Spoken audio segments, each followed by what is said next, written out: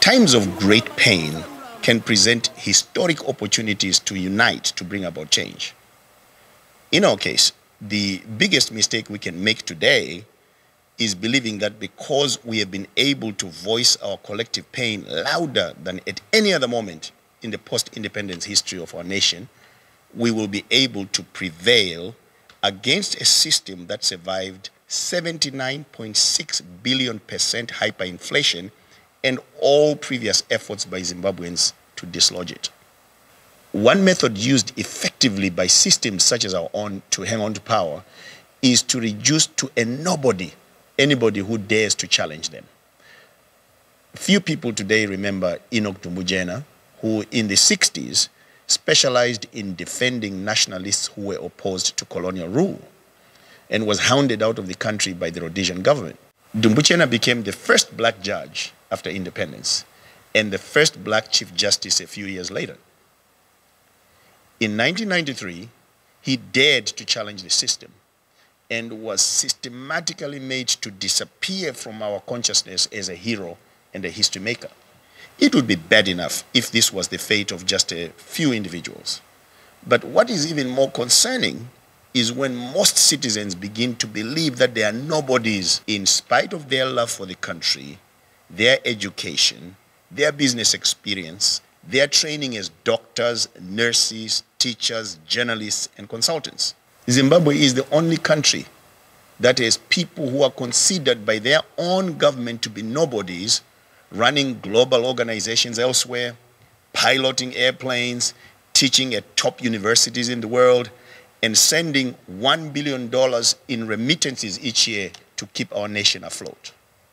Unfortunately, it is not only Zanu PF which has become an expert in reducing people to nobodies. Tearing each other down has become something of a pastime in our culture. The urgency of this moment demands complete focus on the goal of accomplishing change in 2018, rather than on tearing down anyone who has had the courage to step forward and lead. The mantle of leadership often falls upon people not because they have figured everything out, but simply because they are available and because there is a cause.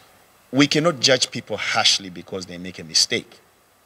Rather, harsh judgment must be reserved for those who refuse to learn. So what must we do? We must first of all convince ourselves that we are not nobodies. No longer must we accept that we have nothing to offer our communities and nation because Zanu PF says so. No longer must we accept the idea that even if Zanu PF fields a donkey, as one senior partyman once declared, we'll vote for it. We must also reject the idea of the inevitability of failure, the idea that there is nothing we can do against a system which will cheat to win and which will be violent to maintain its hold on power.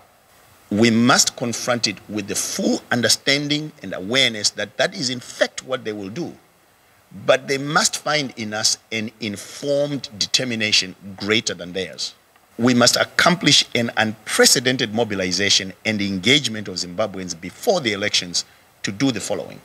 1, demand the immediate implementation of a foolproof electronic voting system that will guarantee that we do not have a contested result. 2, demand the alignment of the laws of the country to ensure that all the constitutional rights of all citizens are entrenched before the election. 3, participate in the creation of a policy and oversight environment prior to the election that ensures that the playing field is level for every political formation and that every Zimbabwean can fully exercise their right to vote. 4, register and converge on Zimbabwe in massive numbers to actually vote. And 5, remain completely engaged and present in the post-election period to ensure that any result which is not consistent with the way people voted does not stand. On Saturday, the 17th of September, Sunday, September 18th, and Monday, the 19th, I and the Build Zimbabwe team will co-lead demonstrations at the United Nations in New York, alongside others from Tajamuka, This Flag, This Gown, the Zamara family, to mention a few.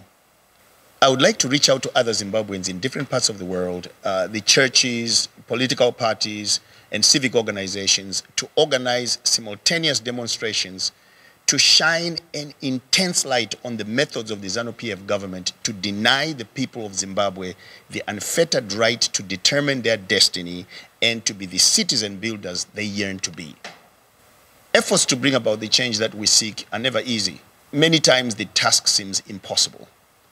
In 1990, I watched the heavyweight fight between James Buster Douglas and Mike Tyson.